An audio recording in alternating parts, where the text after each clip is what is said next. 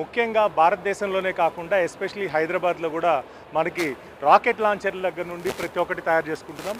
Rocket launcher ఒకవైపు missiles ఏమైనా launch చేయాలి, దీని ద్వారా మొబైల్గా అంటే ఏదైనా వెహికల్ నుండి కానీ లేకపోతే దేనికైనా సెట్ చేసి కూడా దీని నుంచి లాంచ్ చేసే పరిస్థితి ఉంటుంది. అదే కాకుండా దానికి సంబంధించిన స్పేర్ పార్ట్స్ ఇక్కడ మనం చూడొచ్చు. ఇవన్నీ కూడా యాంటీనాస్, ఇవన్నీ కూడా ఒకప్పుడు ఇంపోర్ట్ చేసుకునే పరిస్థితి, కానీ ప్రస్తుతం మనకి ఇవన్నీ కూడా హైదరాబాద్లో తయారవుతున్న పరిస్థితి.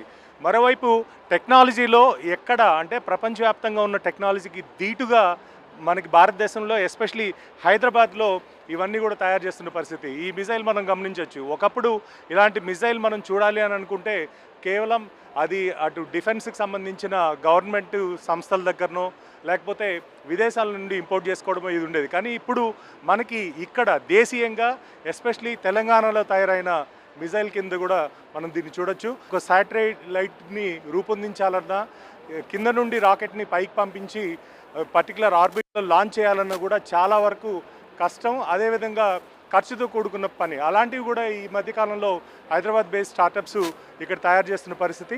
సో ఇలాంటి ఏవైతే మనకి మిషనరీ కావచ్చు, లేకపోతే రాకెట్స్ పైకి పంపించే రాకెట్స్ మోనోటైప్ కావచ్చు, లెస్ వెయిట్ అంటే బరువు లేకుండా శాటిలైట్ని ఈజీగా తీసుకుని మనకి ఆర్బిట్లోకి తీసుకెళ్లే వస్తువులు కావచ్చు, ఇవన్నీ కూడా హైదరాబాద్లో తయారవుతున్న పరిస్థితి. గ్లోబల్ రైజింగ్ సమ్మిట్ ఏదైతే ఈరోజు ఇక్కడ జరుగుతుందో దీంట్లో ఈ స్టాల్స్ అన్నీ కూడా చాలా క్లియర్గా డిస్ప్లే చేశారు. అంటే ముఖ్యంగా మనం గమనించాల్సింది ఏంటంటే ఒకప్పుడు మనకు అందుబాటులో లేని టెక్నాలజీ, అంటే మనం కల్లో కూడా ఇలాంటివి చేయగలమా అని ఊహించినవన్నీ కూడా ఈరోజు స్టార్టప్స్ రూపంలో కావచ్చు, కంపెనీల రూపంలో కావచ్చు ఇక్కడ హైదరాబాద్లో తయారవుతున్న పరిస్థితి. అదేవిధంగా డిఫెన్స్ వాడే హై పవర్డ్ మిషన్స్ ఉన్నాయో వాటిలన్నిటిలో వాడే మనకి ఇవన్నీ కూడా portfolio cutting edge engineering technology అని చెప్పి ఈ కంపెనీ కూడా తయారు చేస్తున్న పరిస్థితి.